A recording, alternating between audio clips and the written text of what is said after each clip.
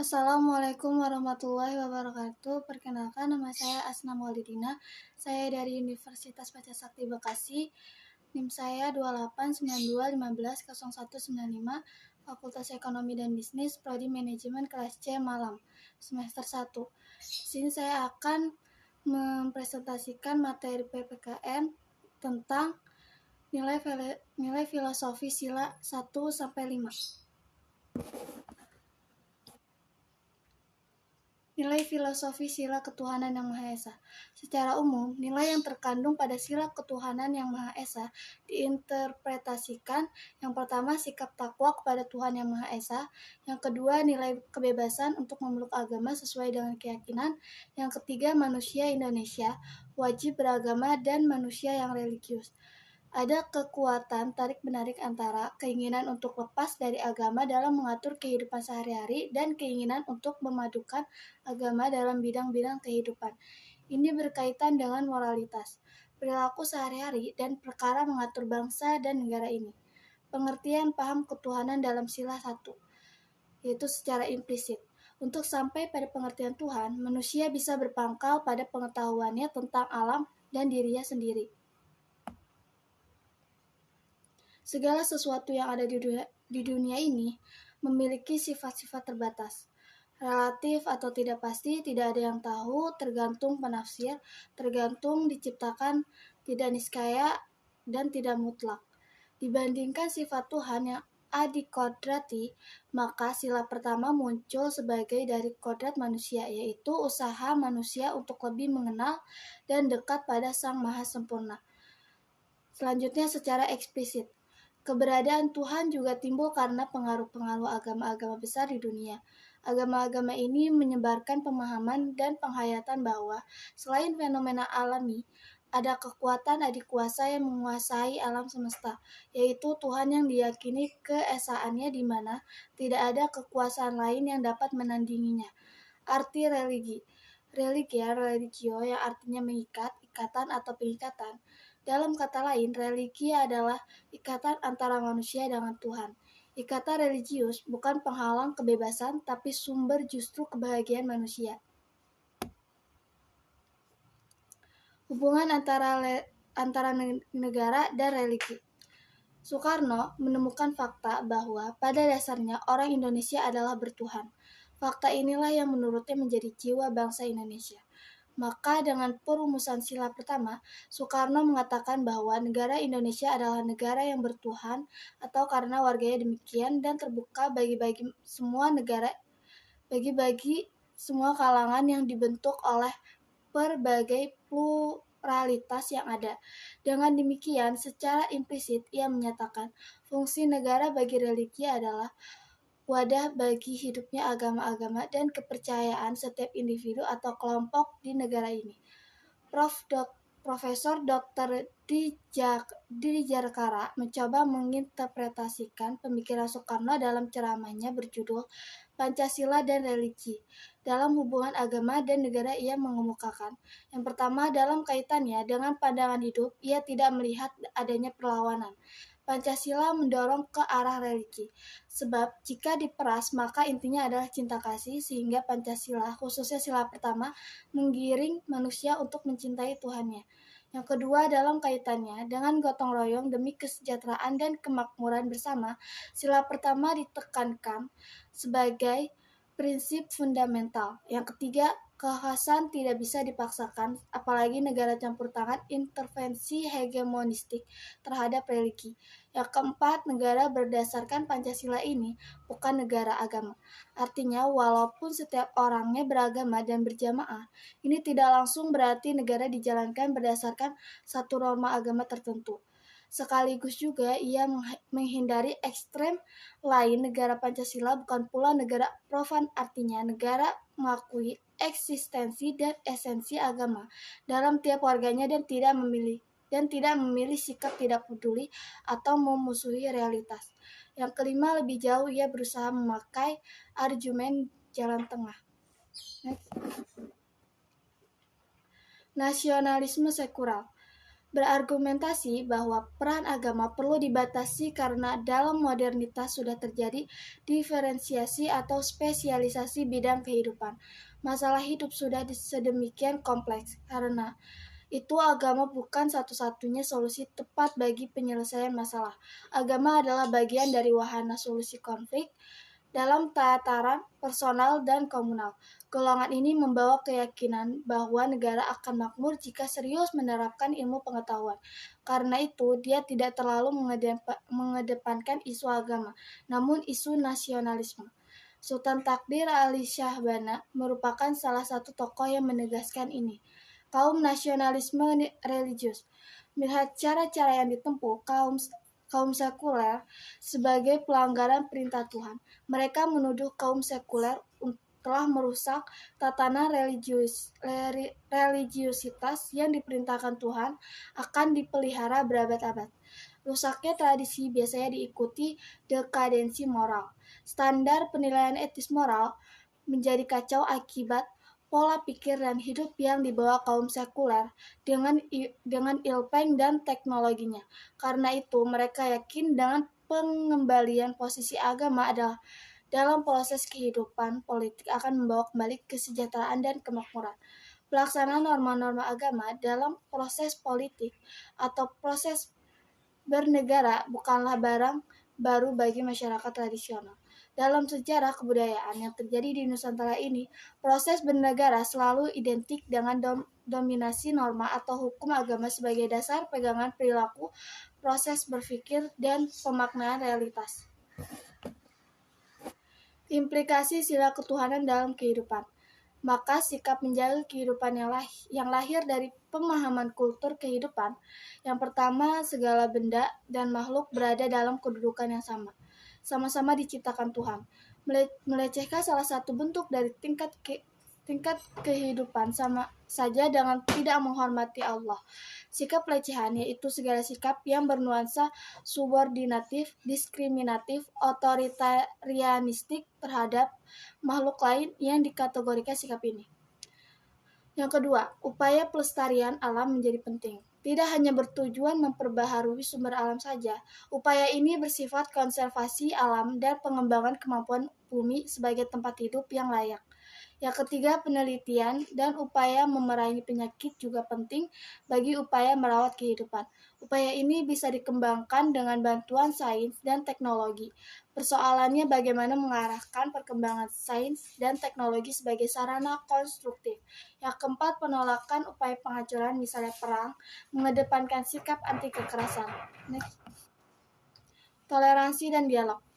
Toleransi yaitu berarti memberi kesempatan kepada atau membiarkan pihak lain untuk menyelenggarakan kegiatan. Mengakui adanya perbedaan, sikap tidak saling mengganggu, membiarkan penganut agama lain menjalankan ibadah, dan misalnya sejauh tidak mengganggu ibadah dan misi agama saya. Toleransi memberi rasa aman, damai, dan menjamin situasi harmonis. Namun toleransi hanya membuat orang mengakui, belum tentu menerima. Toleransi hanya mengiyakan perbedaan agama di negara ini, tetapi tidak mengakomodasi perbedaan ini menjadi peluang untuk bertemu, membahas kesejahteraan dan kepentingan bersama. Agama hendaknya menjadi titik konvergen atau pertemuan dari berbagai ajaran moral, kepentingan, keyakinan, serta niat untuk membangun. Ada beberapa syarat dialog antar umat agama. Yang pertama, dialog beragama mesti berdasarkan pengalaman religius atau pengalaman beriman yang kokoh. Yang kedua, dialog menuntut keyakinan bahwa religi lain juga memiliki dasar kebenaran pula. Yang ketiga, dialog harus didasari keterbukaan pada kemungkinan perubahan yang tulus. Nilai filosofi sila kemanusiaan yang beradab. Membahas nilai filosofi sila kedua berarti membahas keunikan, martabat, dan nilai-nilai kemanusiaan yang berlaku universal. Nilai-nilai tersebut merupakan hasil proses sejarah digali dari berbagai budaya manusia di muka bumi ini. Nilai-nilai itu kemudian disadari, direnungkan, dan dikonfrontasikan dengan nilai-nilai setempat. Dengan demikian, proses permusuhan perumusan nilai kemanusiaan universal mengalami pemurnian. Oleh karenanya penting mengambil sikap mawas diri, yakni mengkaji dan meninjau kembali nilai-nilai kemanusiaan universal dalam prinsip kehidupan masyarakat kita sendiri. Deklarasi HAM dalam Piagam PBB 10 Desember 1948, aspek filosofis pasal 1 dan 2. Pasal 1, sekalian, orang dilahirkan merdeka dan mempunyai martabat dan hak-hak yang sama. Mereka dikaruniai akal dan budi dan hendaknya bergaul dalam persaudaraan. Pasal kedua, setiap orang berhak atas semua hak dan kebebasan yang tercantum dalam persyaratan ini dengan tak ada kecuali apapun. Selanjutnya, tidak akan diadakan perbedaan atas dasar kedudukan politik, hukum, ataupun kedudukan internasional dari negara atau daerah seseorang berasal, baik dari negara merdeka atau tidak merdeka. Pasal ini merupakan tuntutan logis dari pasal 1, prinsip anti-diskriminasi karena kebebasan manusia memiliki kualitas kesamaan derajat. Hak asasi manusia atau HAM, pasal 3-27. Pasal 3 yaitu sendi pertama HAM, hak kehidupan, kebebasan, dan keamanan pribadi. Pasal 4-21, hak-hak dalam proses peradilan, hak-hak kewarganegaraan atau sipil, dan hak-hak politik. Pasal 22, sendi kedua, yaitu jaminan sosial. Pasal 23-27 yaitu hak-hak ekonomi dan hak-hak sosial budaya. Next. Penutup pasal 28-30. Memberi penegasan dan mendorong agar yang tercantum dalam piagam ini menjadi pedoman perilaku perorangan bangsa-bangsa di dunia. Pembatasan positif baik berupa undang-undang hukum sipil, tata tertib atas pelaksanaan hak-hak pada piagam ini. HAM Indonesia. HAM bukanlah hal yang baru di Indonesia. Undang-Undang Dasar 1945 mengandung HAM bandingkan dengan Piagam PBB. Pembentukan Komnas HAM, Komisi Nasional Hak Asasi Manusia. Terbentuknya Undang-Undang 39 1999 tentang HAM. Namun, masalah HAM tidak cukup hanya menjadi masalah hukum semata. Hal-hal di atas belum membuktikan bahwa HAM sudah benar-benar terlaksana sepenuhnya. Pelanggaran HAM masih terjadi di sana-sini, bisa juga dalam skala massal. HAM di Indonesia. Pemaknaan HAM dan masalahnya di Indonesia memang belum konsisten, meskipun sudah ada upaya legalis dan pemerintah berupaya mentaati, namun justru pelanggaran HAM terjadi di tingkat horizontal atau dalam masyarakat.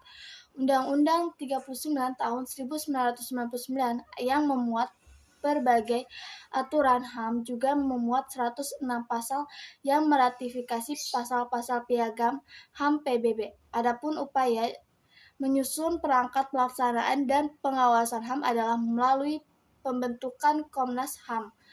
Dalam Undang-Undang HAM juga dimasukkan unsur kewajiban dasar dan penyadaran eksistensi sebagai makhluk individual dan makhluk sosial. Persoalan yang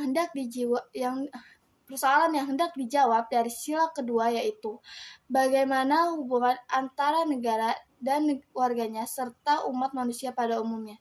Prinsip negara kemanusiaan adalah negara yang bersikap terhadap bangsa dan negara lain berdasarkan harkat dan martabat manusia. Perhubungan antar negara Indonesia dengan negara lain diwarnai sikap saling menghormati dan mengandung makna penghormatan terhadap hak asasi manusia warga bangsa Indonesia sebagaimana penghormatan itu diberikan kepada manusia bangsa lain.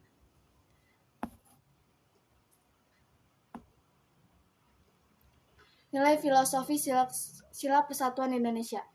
Kecenderungan dan kesadaran menjadi bangsa meliputi karakter bangsa diidentifikasikan dengan negara, bangsa diidentifikasikan dengan bahasa dan kebudayaan, bangsa diidentifikasikan dengan wilayah, diidentifikasikan dengan warisan bersama, dan bangsa diidentifikasikan dengan tujuan bersama. Pengertian ideologi. Ideologi merupakan sistem nilai, suatu kesatuan yang terdiri dari sejumlah nilai yang menyeluruh dan mendasar, sebagai hasil pemikiran manusia dalam berusaha memahami suatu realitas, situasi tertentu, atau menggambarkan situasi baru yang dicita-citakan, serta cara mencapainya. Watak ideologi menurut Sutarno, interpretasi dan evaluasi terhadap realitas dengan menggunakan kriteria yang bersumber pada hasil pemikiran filsafat yang membuat ideologi berwatak sebagai filsafat. Yang kedua, sebagai pandangan hidup. Ideologi berwatak sebagai sistem nilai. Dalam hal ini, ideologi memberi motivasi kepada pemiliknya untuk mewujudkannya. Yang ketiga, ideologi juga berwatak pemberi harapan, sehingga menjadi sumber optimisme dalam menghadapi berbagai persoalan. Ideologi juga berwatak mempersatukan penganutnya. Jika sebuah ideologi sudah menjadi ideologi negara, watak mempersatukan ini sangat penting untuk membawa warga negara yang memiliki latar belakang yang sangat heterogen ke arah tujuan yang sama. Dan yang terakhir, ideologi bisa cenderung terbuka atau tertutup atau tergantung pada apakah berpijak pada watak dogmatis atau berpijak pada realitas yang ada. Pancasila sebagai ideologi. Pancasila adalah ideologi karena nilai-nilai Pancasila merupakan kesatuan utuh, bulat, dan mendalam yang kemudian dirumuskan sebagai dasar negara, yang artinya dasar dalam menyelenggarakan negara serta dasar dalam melaksanakan aktivitas negara dalam rangka mewujudkan tujuan dan cita-cita nasional. Pancasila sebagai rancangan dasar tentang keadaan ideal yang hendak dicapai bangsa Indonesia. Pancasila juga mempunyai watak dan fungsi sebagai pemberi harapan, pemersatu maupun memenuhi fungsi sebagai dasar untuk memahami dan menaksirkan realita, memberi makna, dan menunjukkan tujuan dan jalan untuk menemukan identitasnya.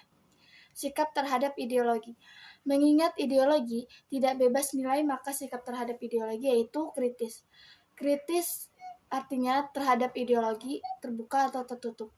Daya kritis diarahkan pada usaha menemukan alasan mendasar mengapa kita meyakini ideologi sebagai pedoman hidup atau filosofi bangsa. Kritis juga disebabkan ideologi sangat mudah digunakan mengatasnamakan kepentingan dan kekuasaan. Di sini perlu semakin kritis mengamati, menegur jika ideologi digunakan sebagai alat untuk kepentingan tertentu atau hanya menguntungkan sekelompok masyarakat dan menindas lainnya. Selanjutnya, reinterpretasi.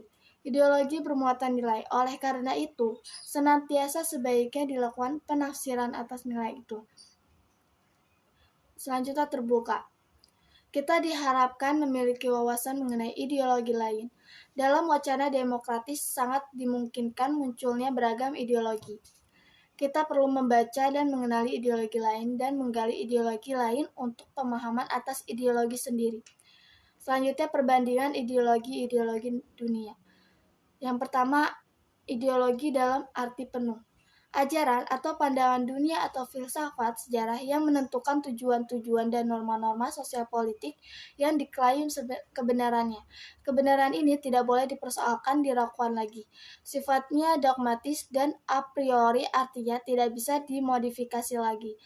Total tertutup terhadap revisi isi karena faktor pengalaman yang berkembang di kemudian hari. Karena itu, ideologi ini disebut ideologi tertutup. Dirumuskan oleh seorang atau sekelompok orang dan strata sosial tertentu dan memiliki kepentingan politik, ekonomi, atau kultural tertentu atau orang-orang yang berada dalam lingkaran kekuasaan. Contoh ideologi tertutup adalah Marxisme-Leninisme. Jelas, ideologi tertutup ini dapat dikatakan ideologi elitis, artinya dibuat oleh para elit, para penguasa demi kepentingan mereka sendiri.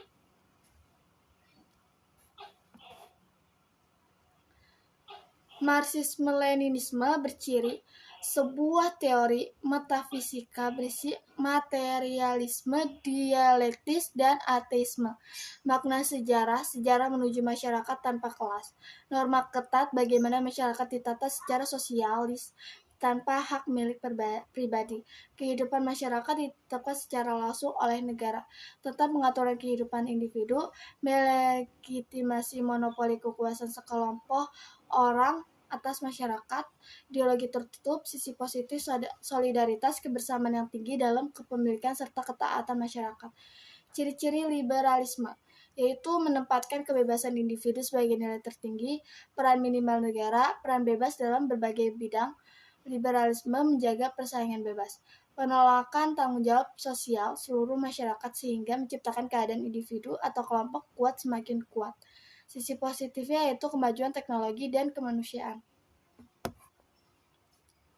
Selanjutnya B. Ideologi terbuka. Bentuk ideologi ini mendasarkan kehidupan masyarakat atau cita-cita tertentu martabat manusia, serta sedaftar hak asasi manusia yang dimuat dalam konstitusi. Cita-cita politis semacam ini bersifat terbuka, artinya penganutnya mengizinkan berbagai interpretasi dan perwujudan cita-cita tersebut. Menjamin kebebasan masyarakat dalam menentukan nasib sendiri, kebebasan agama, dan pandangan politik. Selanjutnya C. Ideologi implisit. Keyakinan masyarakat tradisional tentang realitas atau alam semesta. Keyakinan semacam ini seringkali tidak dirumuskan secara eksplisit, tetapi mempengaruhi dan meresapi seluruh gaya hidup, perilaku, dan pandangan hidup dalam bermasyarakat. Keyakinan sering bersifat ideologis karena ternyata dapat mendukung tatanan sosial yang ada, memberi legitimasi pada kekuasaan pada sebuah kelas atau lapisan tertentu. Sejauh pandangan ini tidak pernah dirumuskan secara eksplisit, bisa jadi penganutnya melegitimasinya menjadi sarana kekuasaannya. Sifatnya tertutup, status quo bisa jadi membuat penguasa bersikap semena-mena karena merasa sebagai wakil Tuhan untuk memerintah negerinya.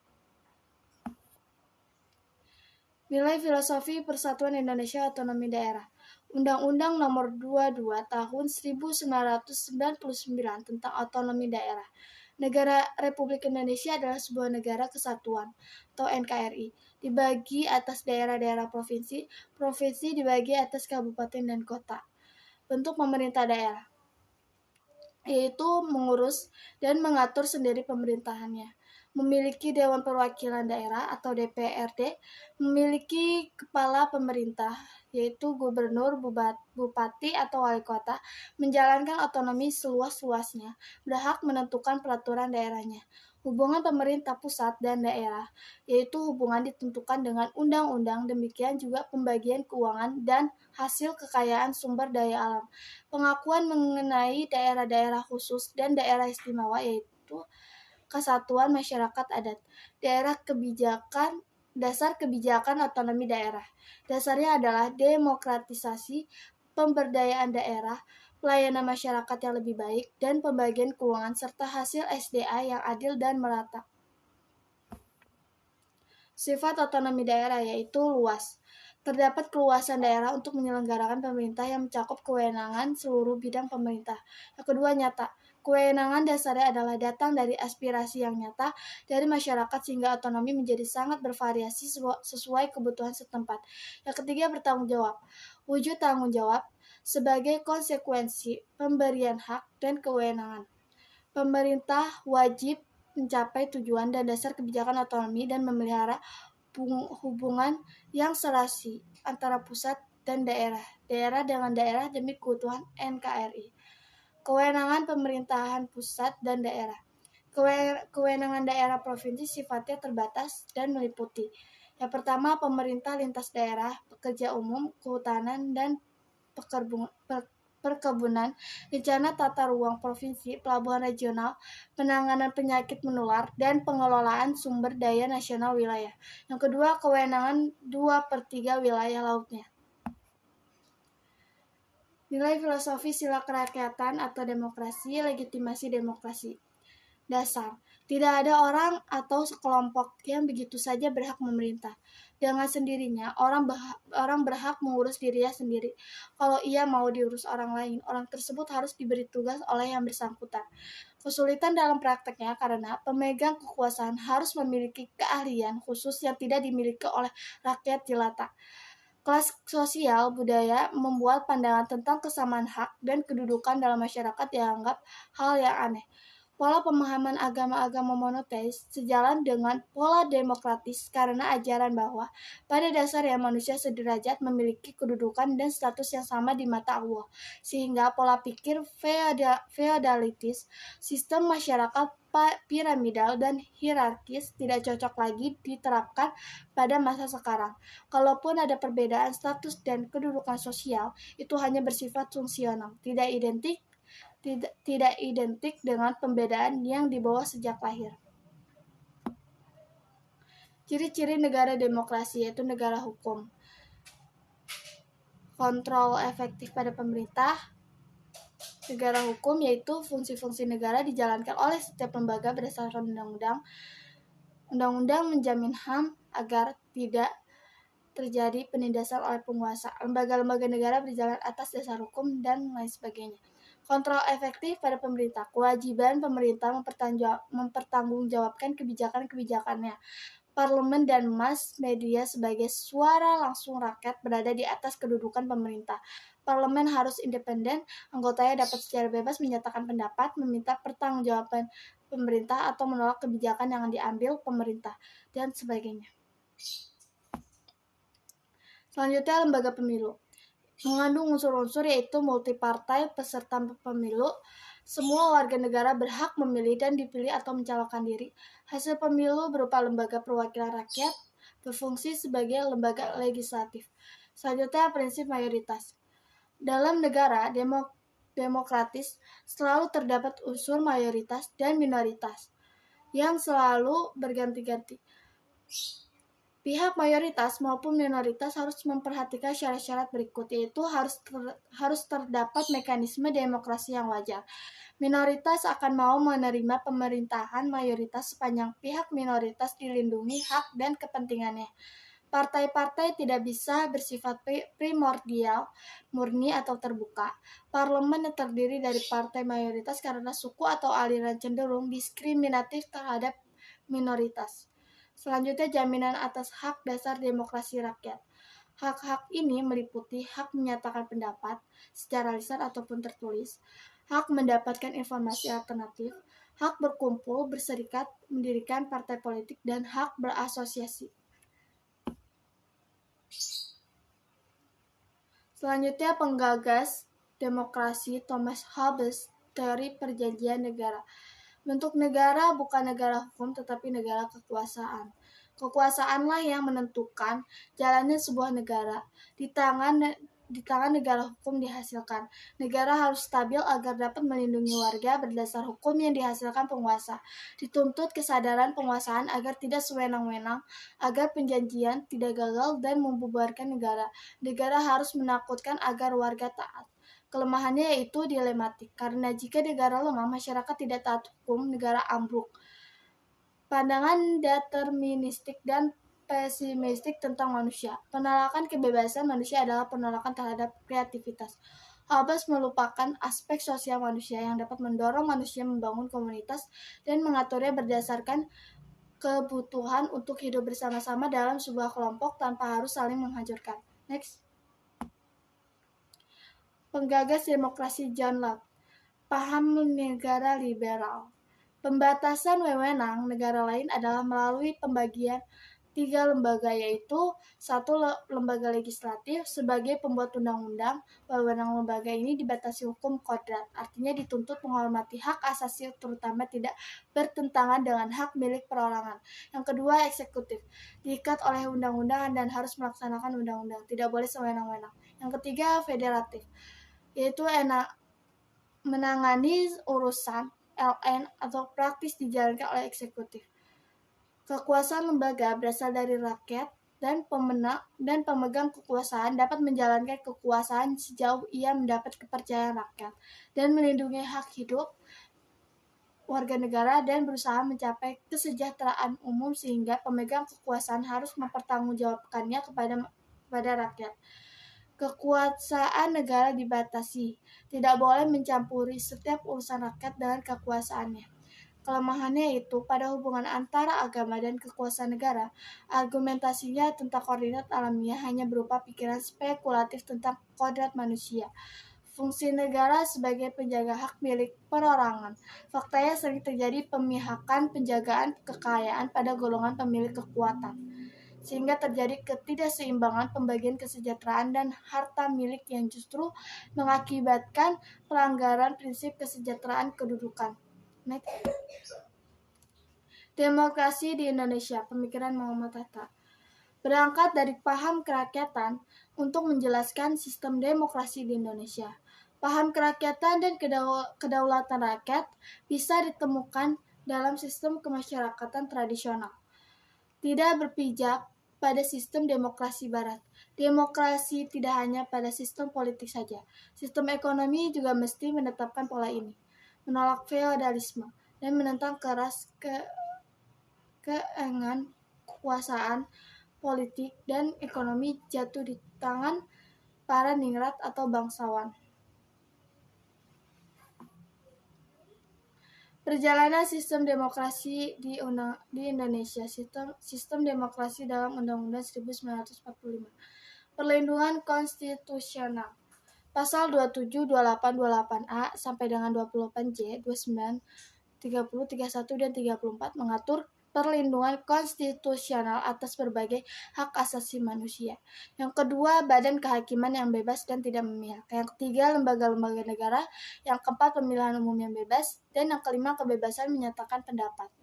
Menurut Harold C. Laskin, kemerdekaan politik, seseorang hanya nampak melalui kemampuan masing-masing warga berperan aktif dalam mengelola masalah kenegaraan. Yang keenam, tersedianya berita-berita yang benar dan disampaikan secara jujur. Dan yang ketujuh, pendidikan politik bagi setiap warga negara. Selanjutnya, masalah demokrasi di Indonesia. Sistem demokrasi dalam Undang-Undang 1945, yaitu pertama, latar belakang dan etos kerja. Latar belakang historis kerajaan tidak mengenal demokrasi. Yang kedua, kurangnya kemandirian masyarakat. Ketergantungan masyarakat yang besar pada pemerintah Orba. Ketika pemerintah hancur, rakyat kehilangan pegangan dan arah. Next. Yang ketiga, komunikasi politik. Masyarakat dituntut mampu berkomunikasi politis, mengutarakan pikiran-pikirannya kepada khalayak ramai dan pemerintah. Dan yang terakhir, supremasi hukum. Lembaga hukum mandiri atau independen. Supremasi juga berarti penghidupan penegak hukum tidak berada di tangan lembaga pemerintah. Supremasi hukum berarti pembenahan seluruh sistem hukum. Selanjutnya, SPPL atau disebut juga sistem pemilihan presiden langsung, yaitu ada metode SPPL. Yang pertama, first past the post, atau juga disebut peraih suara terbanyak menang. Preferential voting, sistem peringkat. Two-round system, electoral college, alokasi tiap provinsi. Kandidat independen, syarat tanda tangan 3% penduduk. Selanjutnya, partisipasi politik dan partai politik. Partisipasi politik adalah kegiatan seorang atau kelompok orang untuk ikut serta secara aktif dalam kehidupan politik dengan jalan memilih pimpinan negara dan secara langsung atau tidak langsung mempengaruhi kebijakan pemerintah. Kegiatan ini mencakup tindakan seperti memberikan suara dalam pemilu, menghadiri rapat umum, menjadi anggota partai atau kelompok kepentingan, mengadakan pendekatan atau hubungan dengan pejabat pemerintah atau anggota parlemen sebagainya. Cara berpartisipasi yaitu ada partisipasi tidak intensif. Kegiatan yang tidak banyak menyita waktu dan biasanya tidak berdasarkan prakarsa sendiri. Contohnya yaitu memberi suara dalam pemilu. Selanjutnya, partisipasi intensif, yaitu kegiatan menjadi pengamat, menghadiri rapat umum, menjadi anggota kelompok kepentingan, ikut berusaha meyakinkan orang, mendiskusikan masalah politik. Next. Selanjutnya, partai politik dan sistem multipartai. Partai politik adalah suatu kelompok terorganisasikan yang anggota-anggotanya mempunyai orientasi, nilai-nilai serta cita-cita yang sama dan mempunyai tujuan memperoleh kekuasaan politik dan melalui kekuasaan itu melaksanakan kebijakan mereka. Partai politik merupakan perantara yang besar yang menghubungkan kekuatan-kekuatan dan ideologi sosial dengan lembaga-lembaga pemerintahan dan mengkaitkannya dengan aksi politik di dalam masyarakat politik yang lebih luas. Selanjutnya ada nilai filosofis keadilan sosial bagi seluruh rakyat Indonesia. Pengertian keadilan, sebuah keadaan di mana seseorang atau semua orang mendapatkan hal apa saja yang menjadi haknya. Atau bisa juga keadaan seseorang mendapatkan bagian yang sama seperti yang diterima orang lain. Keadilan sosial berarti meletakkan keadilan dalam struktur dan sistem masyarakat. Tindakan adil seseorang tidak hanya tergantung dari kemauannya saja, tidak seperti pada keadilan individual, tetapi ditentukan juga oleh unsur-unsur dalam keseluruhan struktur itu beserta dinamikanya. Selanjutnya, kesadaran budaya terhadap keadilan sosial. Yang pertama, budaya feodalisme, yaitu ada berpola patron, klien, atau hamba Tuhan. Yang kedua, keadilan yang berlaku adalah keadilan individual. Yang ketiga, kesadaran budaya. Yang keempat, masalah keadilan sosial luput dari perhatian masyarakat. Yang kelima, di Indonesia, masa kerajaan penjajahan, keadilan sosial tidak disinggung-singgung. Persoalan keadilan adalah bagaimana raja memelihara rakyatnya dan bagaimana rakyat berterima kasih kepada raja. Yang kedua, budaya industrialisasi dan kapitalisme, yaitu ada revolusi industri, tidak semata pengembangan pengetahuan praktis dan mekanis. Yang kedua, pola relasi sosial baru ditandai dengan munculnya kelas sosial baru dari patron klien menjadi pemilik modal pekerja. Yang ketiga, ketidakadilan sosial terjadi. Yang keempat, ketidakadilan sosial disebabkan oleh para kapitalis atau sistem masyarakat kapitalis itu sendiri. Dan yang kelima, dalam perjalanan sejarahnya, struktur masyarakat kapitalistik mendapat tantangan dari kaum sosialis, Marxis, dan gereja yang antara lain melahirkan komunisme. Selanjutnya, keadilan sosial secara global. Sudut pandang negara industri, yaitu di tingkat global kesadaran akan keadilan sosial dalam proses dan struktur bangsa-bangsa menjadi masalah pelik karena ketimpangan dan kesenjangan antar negara. Yang kedua, negara maju. Negara berkembang dan negara miskin menyadari bahwa terdapat ketidakadilan sosial dalam struktur global, artinya dalam relasi internasional. Yang ketiga, pertemuan Roma tahun 1971, munculnya pemikiran perlunya pengalihan modal dari negara maju ke negara miskin. Yang keempat, hutang LN menumpuk dan ketidakmampuan negara miskin untuk melunasinya. Yang kelima, maka masalah tersebut harus dipecahkan terlebih dahulu jika ingin keadilan sosial dapat ditegakkan. Selanjutnya, problematika di negara berkembang. Perubahan status dari negara jajahan menjadi negara merdeka tidak selalu diikuti perubahan dalam struktur sosial dan ekonomi. Negara baru ini serta-merta meneruskan pola perekonomian penjajah pada negara yang merdeka ini. Selanjutnya, masalah keadilan sosial di Indonesia, yaitu ada kemiskinan struktural adalah bentuk kemiskinan yang bukan disebabkan oleh faktor alamiah seperti faktor alam, pendidikan, atau karakter manusia. Masalah budaya. Masalah keadilan sosial dari sudut budaya berkaitan dengan pola gaya hidup yang berkembang di Indonesia. Gaya hidup yang berakar dari pola feodal berhadapan dengan pola modern yang mengutamakan kepentingan individu, kebebasan, supremasi ilmu, pengetahuan, dan teknologi. Yang ketiga, masalah daya beli masyarakat. Jumlah penduduk yang besar merupakan peluang baik bagi pelemparan produk. Namun pelemparan produk ke pasar ternyata tidak dibarengi dengan peningkatan daya beli masyarakat sehingga harga-harga tidak pernah benar-benar terjangkau oleh masyarakat kebanyakan. Yang keempat, masalah penentuan orientasi pasar. Daya beli masyarakat yang rendah membuat orientasi pasar hanya menjangkau golongan menengah ke atas yang jumlahnya hanya sekitar 10% penduduk. Next. Selanjutnya, masalah pertanian. Petani kecil yang ingin meningkatkan daya beli tidak mampu memenuhi standar penanaman pangan, sementara petani kaya cenderung beralih ke tanaman yang lebih menguntungkan. Selanjutnya, ada menuju keadilan sosial di Indonesia, itu ada menanamkan nilai solidaritas dan subsidiaritas. Solidaritas berarti membela dan mengusahakan kehidupan bagi orang-orang yang dipinggirkan dalam proses atau mekanisme hubungan antar bidang kehidupan karena terbatas dalam akses kepentingan politik, ekonomi, dan budaya mereka. Nilai subsidiaritas berkaitan dengan prinsip ekonomi. Nilai ini mendorong orang untuk tidak mengambil alih urusan yang dikerjakan oleh level di bawahnya. Dalam struktur masyarakat, prinsip ini berarti golongan masyarakat yang mampu berakses ekonomi, politik, dan budaya tidak mengambil alih kehidupan golongan di bawahnya. Next. Paham kedaulatan rakyat dalam pembangunan ekonomi. Ada prinsip demokrasi ekonomi Bung Hatta. Dalam konsep negara demokrasinya, Bung Hatta menegaskan pentingnya prinsip demokrasi diterapkan dalam bidang ekonomi. Bung Hatta tidak menginginkan perekonomian diatur oleh segelintir penguasa, para ningrat dan bangsawan atau oleh penjajah. Dengan kemandirian rakyat di bidang ekonomi diharapkan kondisi sosial yang disebut sebagai keadilan sosial.